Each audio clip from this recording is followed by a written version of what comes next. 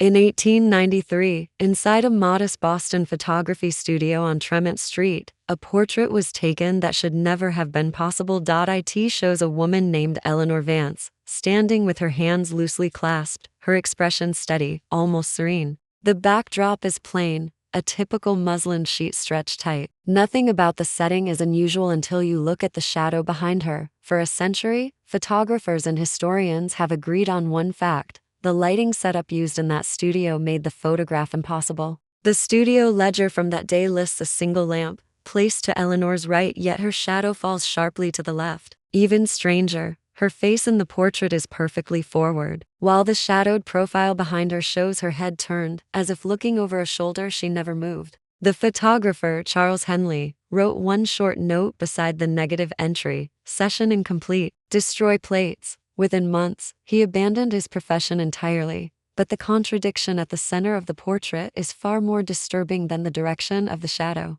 Because, according to the Boston Municipal Death Registry, Eleanor Vance had already been dead 3 days before the portrait was taken. The death certificate dated April 5, 1893 records a sudden cardiac event. The studio ledger marks her portrait session as April 8, 1893. The photograph should not exist. Eleanor should not have been standing, and shadows do not move independently of the body they belong to. For decades, the portrait was dismissed as a curiosity, a trick of exposure, or an error in the record. But every time the evidence was revisited, the mystery deepened. Because every detail dates signatures, materials held firm.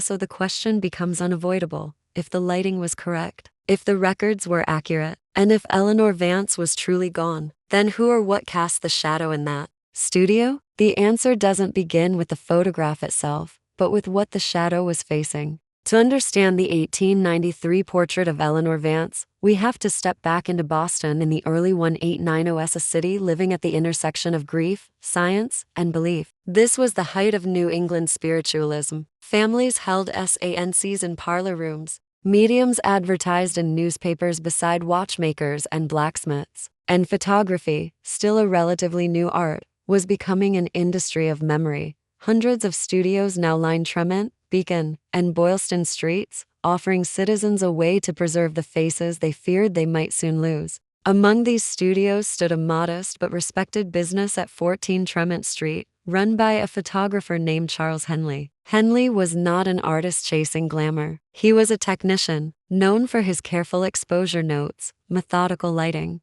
diagrams, and precise booking records. His reputation came from consistency. Clients trusted him because he delivered exactly what he promised. The Massachusetts Historical Society still preserves nearly all of his invoices and handwritten ledgers from 1888 to 1894, each meticulously dated and initialed. It's inside these records that the contradiction takes shape.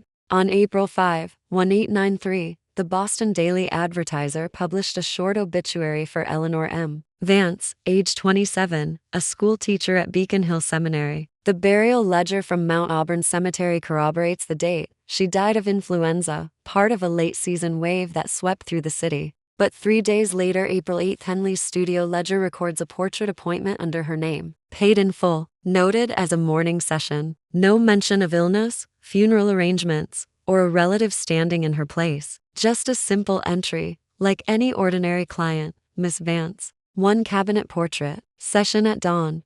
This alone could have been dismissed as clerical error or coincidence. But Henley's private notebook, recovered from an estate sale decades later, introduces a new layer of unease. In an entry from that week, written in his small compact script, he describes a returning client who insisted on being photographed before dawn, adding that her voice sounded weary but certain. Layer this with the era's cultural context: Victorian mourning traditions, post-mortem portraiture, and a city fascinated by the thin boundary between life and its echo, and Henley's account becomes more than a scheduling anomaly. It becomes a question. Was this merely a tragic mix-up of names in a city full of grief? Or did Henley photograph someone who should not have been standing in front of his camera at all? And if he didn't, then who or what stood there in Eleanor Vance's place? The portrait itself is where the questions truly begin.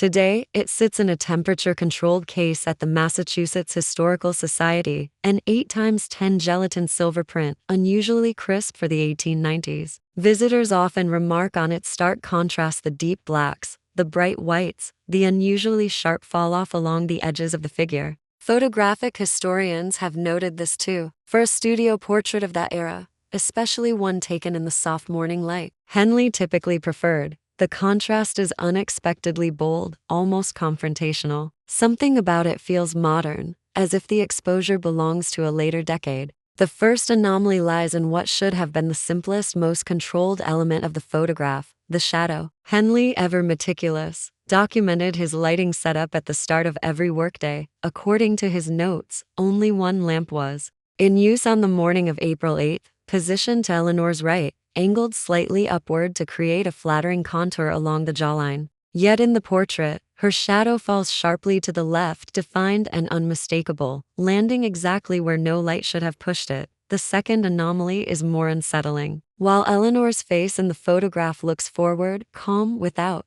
expression, the shadow's head appears to be angled differently, tilted, as though she were glancing over her shoulder at something behind her. It's subtle, barely perceptible unless someone points it out, but once seen, it cannot be unseen. The shadow seems alive in a way the subject does not, as if it's responding to a moment the camera never captured. Early attempts to explain these distortions date back nearly a century. In 1909, during a routine inventory of Henley's surviving prints, a curator penciled in the margin of the logbook that the shadow looked slightly misaligned, most likely a chemical flaw from the aging emulsion. It was a practical explanation. In an era when photography was still evolving, and many archivists simply accepted it as such. But as the decades passed, new questions emerged. In the 1950s, when researchers re-examined Henley's work for a retrospective exhibition, they noticed something else. The exposure time for the Vance portrait was unusually short. Henley almost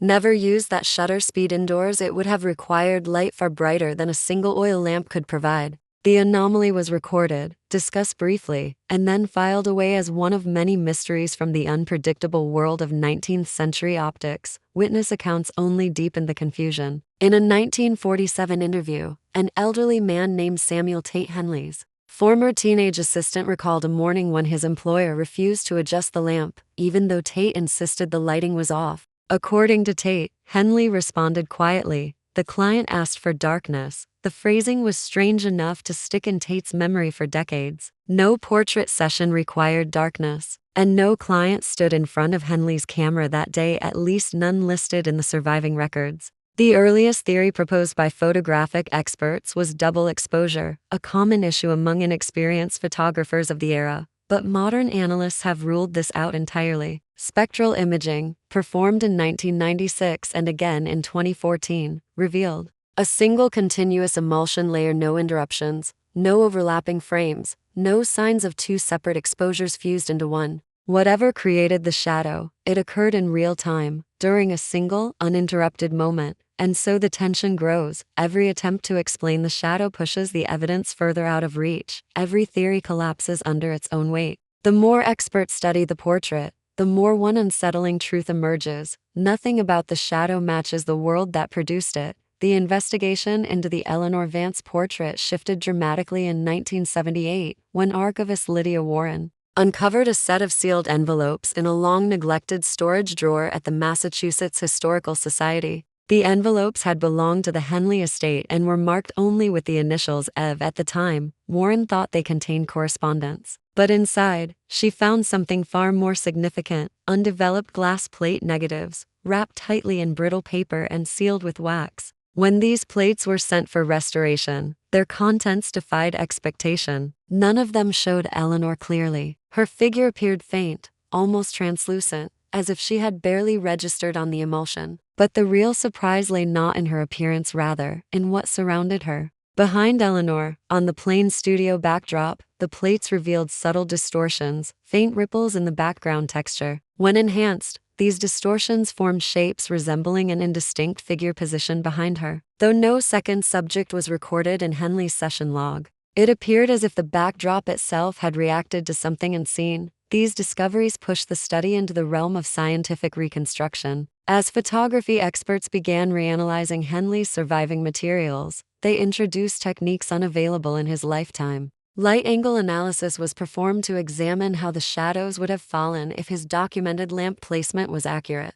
The results were consistent. A single lamp position to the right could not have produced the strong left-facing shadow printed in the final portrait. No arrangement of reflective surfaces or background material explained the anomaly. Chemical analysis further complicated the story. The emulsion on the glass plates contained traces of two different developers, one consistent with the standard formulas used for indoor portraiture in the 1890s, and another rarely used except for outdoor or extremely low light conditions. No other portrait session in Henley's archives showed this combination. Something forced Henley to modify his process that morning, as if the exposure required a sensitivity beyond what his usual chemicals could provide. The second envelope Warren found was even more revealing. Inside lay Henley's personal diary, untouched for decades. Its pages were dense with notes about clients, lighting tests, and minor technical frustrations. But one entry, dated April 8, 1893, stood apart. In a shaky hand, he wrote, "A client arrived before sunrise without a carriage, and without a voice." The phrasing was strange. No one scheduled sittings before dawn, and no client of Henley's ever arrived without transportation. His studio catered mostly to Boston's middle class, who came dressed formally and prepared. The final phrase, "without a voice," had no practical explanation. Henley was not prone to poetic language. Pressed between the diary pages was a violet flower, perfectly flattened by time. Archivist Warren later connected this detail to a discovery she made while reviewing burial records. Eleanor Vance's coffin had been adorned with violets during her funeral. That flower should not have been anywhere near Henley's studio 3 days later. The diary raised more questions than it answered. But it wasn't the only personal account related to Eleanor's death. Among the Vance family's surviving letters, stored in a private collection in Maine, was a note written by Eleanor's younger sister, Margaret. In it, she described a final conversation. "She told me before she weakened. She promised she would return for one last likeness. I left then. Now I wish I hadn't." Historians have long debated whether this was simply an expression of grief or a literal statement. But paired with the anomalies in Henley's materials, the letter took on a more haunting resonance. In 2004, digital imaging specialists performed shadow line analysis on the portrait, a technique that maps the geometry of facial bone structure based on shadow diffusion. What they found unsettled even the most skeptical researchers. The shadow cast on the backdrop did not match Eleanor's features at age 27. Instead, the jawline corresponded to a younger version of Eleanor, consistent with photographs taken when she was around 22 years old. It was as if the shadow belonged to a version of Eleanor from 5 years earlier, rather than the woman standing in front of Henley's lens. This contradicted every known rule of portrait photography. A shadow cannot age backward. It cannot preserve an earlier form. As archivists, scientists, and historians assembled the growing body of anomalies, one final piece of evidence emerged, found at the very back of Henley's diary, written faintly in pencil. As if he were afraid to make the words permanent, the room grew brighter when she stepped into the frame. But the lamp was not lit. The contradictions were no longer subtle. They were no longer dismissible. The deeper researchers dug, the clearer the truth became. Henley saw something that morning, and whatever it was, it did not obey the rules of his studio, or of his century. For decades, the anomalies surrounding the Eleanor Vance portrait lingered in academic circles as an obscure curiosity and unresolved quirk of 19th century photography. But everything shifted when Dr. Samuel Breen, a modern photographic historian known for his meticulous reconstructions of early studios, took interest in the case. Breen had spent 20 years studying the mechanics of late Victorian portraiture, particularly the way light behaved in confined spaces. When he examined Henley's ledgers, notes, and surviving equipment, he realized the only way to understand the portrait's contradictions was to reconstruct the studio exactly as it had been in 1893. Using original blueprints of 14 Tremont Street, Breen created a full-scale model down to the window placement, ceiling height, chemical storage, and the angle of the single oil lamp Henley used for indoor sittings. He began the experiment with the most basic question: could a single lamp, Henley's only lamp, produce a left-facing shadow? After dozens of attempts, Breen found the same result every time. The shadow always landed where physics demanded, to the right. gently diffused by the backdrop. Even altering the lamp's height, brightness, or angle couldn't reproduce the original photograph's sharp, left-falling silhouette. The only way to force the shadow left was to introduce a second source of illumination. That discovery created more problems than it solved. Henley's ledger was exceptionally detailed. He recorded every expense, every piece of equipment, every repair. Nowhere in any entry was a second lamp mentioned. And the studio blueprints confirmed another critical fact: the only window in the room faced west. The portrait session, based on the time noted in Henley's book, occurred before sunrise. There was no possible natural light. By eliminating all practical explanations, Breen had only made the mystery sharper. But the next layer of evidence came not from physics, but from psychology and culture. Breen began studying the context of Boston in the early 1890s, a period saturated with Victorian mourning customs, rituals that blurred the lines between memory, grief, and the supernatural. Families often kept locks of hair, commissioned death masks, and in countless homes, conversations with the dead were whispered as if they were commonplace. Spiritualist circles had become so widespread that newspapers referred to them as grief societies. It was also the era of memorial portraiture, the practice of photographing the deceased to preserve their likeness one last time.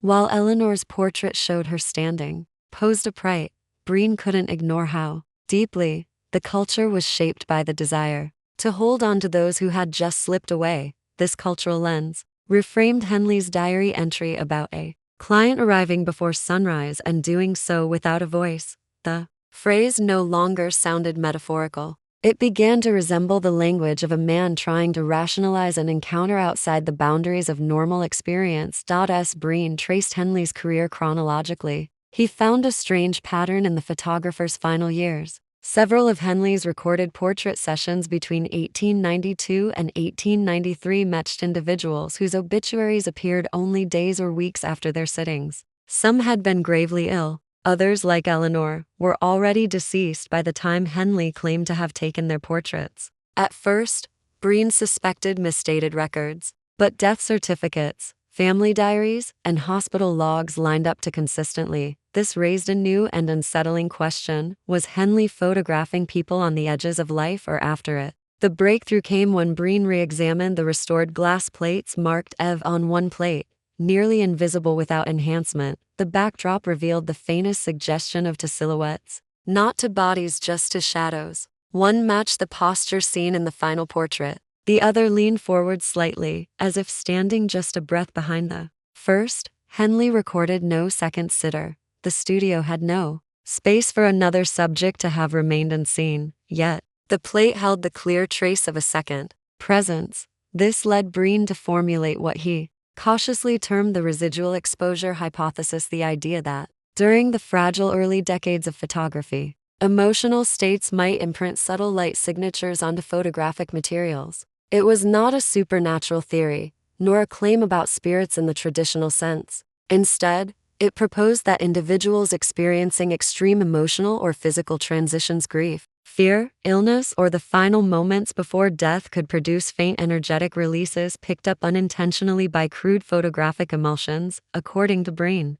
such exposures wouldn't appear as full figures. They would manifest as distortions, mismatched shadows, or blurred silhouettes. Precisely the anomalies seen in the Vance plates. This hypothesis offered a framework that bridged the gap between science and the inexplicable. It didn't prove Eleanor stood in that studio, but it suggested something else had stood there: a memory, a residue, a moment still lingering. The emotional core of Breen's conclusion was subtle but profound. If his theory held truth, then Henley had not photographed a living woman or even a typical post-mortem subject. Instead, he captured someone balanced precariously between presence and absence. A person whose physical self had already departed but whose imprint had not yet faded. That brought Breen to the final unresolved tension in the portrait. Eleanor's shadow appears alert, alive, turns slightly, as if acknowledging someone outside the frame, yet her body in the photograph stands frozen, still, untouched by that same vitality.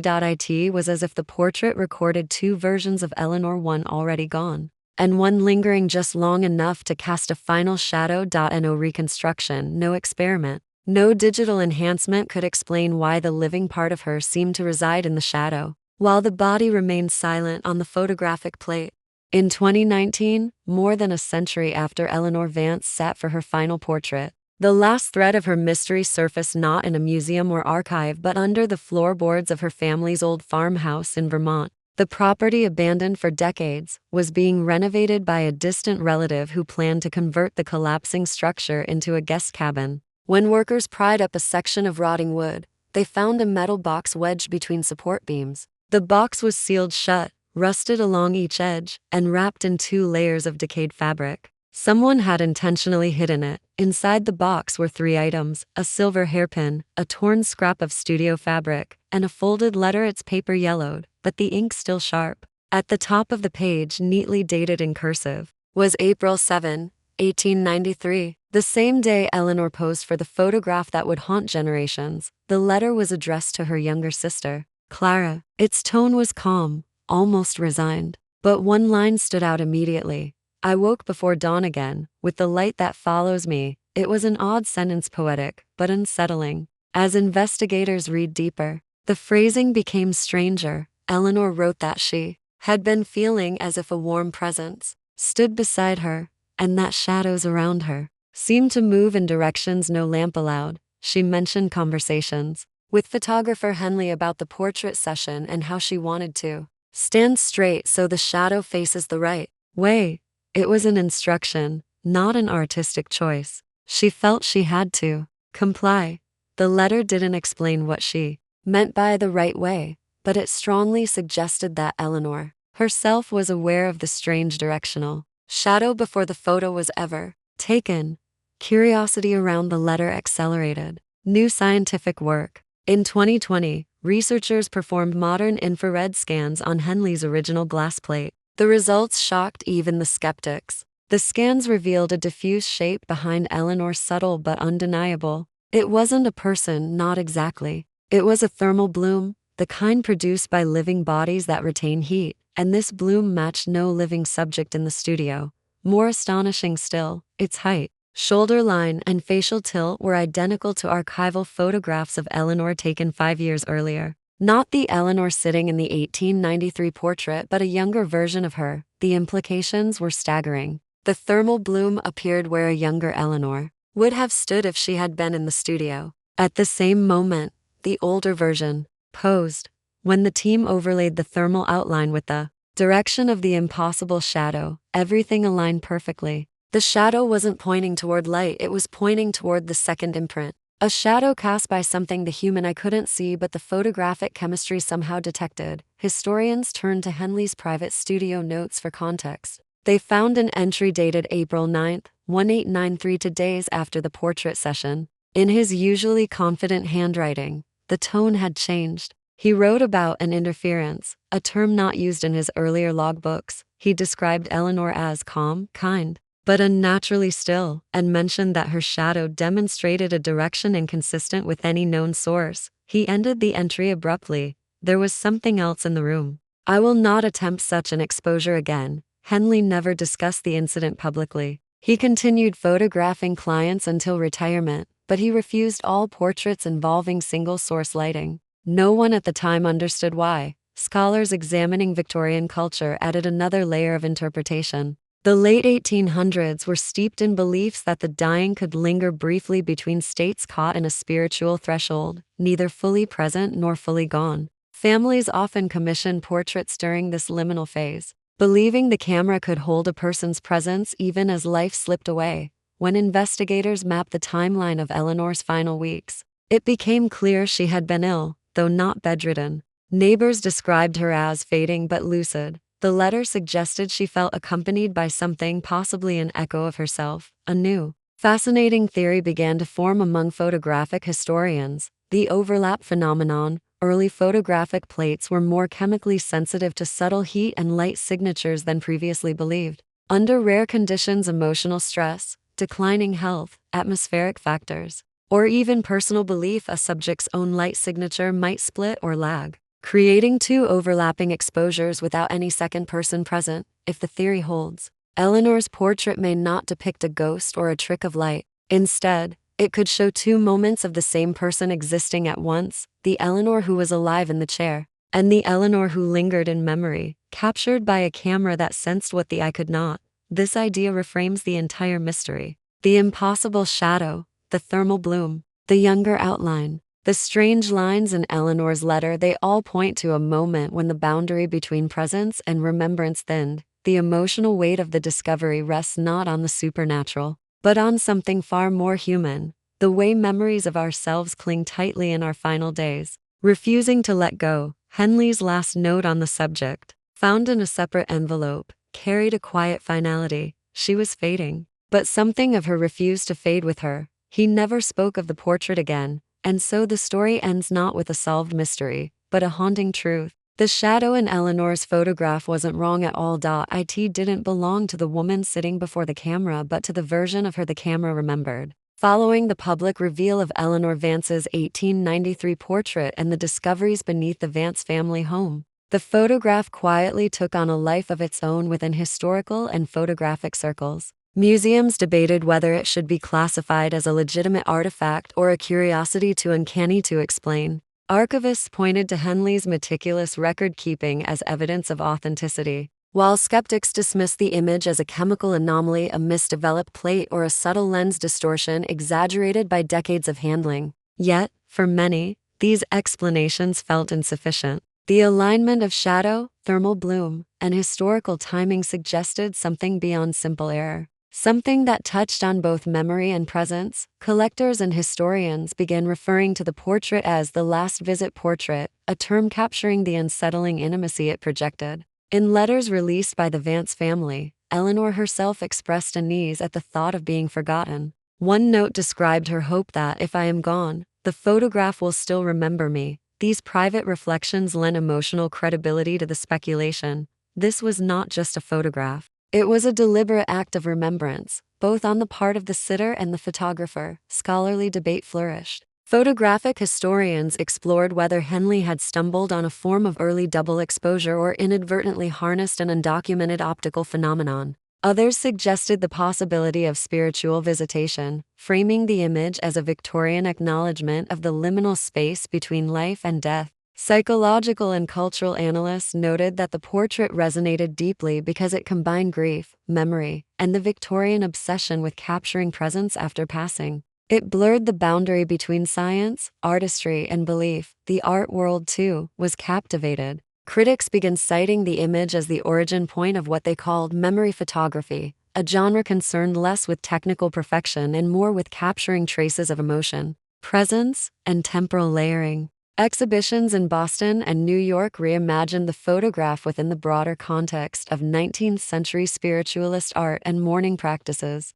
Its aesthetic and psychological impact inspired modern photographers to experiment with shadows, overlays, and ambient light in ways that echoed Henley's unintentional innovation. Documentaries and academic papers proliferated. Each new interpretation seemed to reinforce the central tension. The portrait resisted easy categorization. It was historical artifact, scientific puzzle, and artistic provocation all at once. Researchers documented the letter from Eleanor, the thermal signature on the glass plate, and Henley's subsequent notes, yet none provided a definitive answer. The image remained an enigmatic testament to memory's persistence and the human desire to linger beyond mortality. A final, haunting detail punctuated the narrative. Henley's last known photograph, taken shortly before his retirement, depicts a solitary, empty chair in his studio. On the wall behind it, however, two shadows stretch across the surface. The record does not indicate a second subject. Scholars speculate endlessly. Was it an echo of Eleanor, a technical quirk, or something Henley observed, but never explained? Whatever the answer, the image has become emblematic not just of a photographer's craft, but of the enduring tension between presence, absence, and the traces we leave behind. Looking back across more than a century, Eleanor Vance's portrait lingers not simply as a photograph, but as a testament to memory itself. It asks us to consider what persists when a life ends: the echo of presence, the imprint of being. In the stillness of Henley's studio, a shadow that defies logic speaks not of error, but of remembrance, of the fragile intersection between grief and observation. Photography, in its earliest years, promised permanence. Yet Eleanor's image reveals a subtler truth: permanence is never neutral. It carries the weight of those who remain behind, the intention of the sitter, the devotion of the photographer. Every tilt of light, every faint thermal trace, every impossible alignment of shadow suggests that memory, human, emotional, and almost imperceptibly physical, can linger long after the body has vanished. We are left with the quiet realization that perhaps the portrait never belonged to the realm of simple mechanics. It exists in the space between life and absence, between observation and interpretation, between what is seen and what is felt, and as the last light falls across the frame, one truth remains: her shadow was never wrong. It was simply the version of Eleanor the camera refused to forget.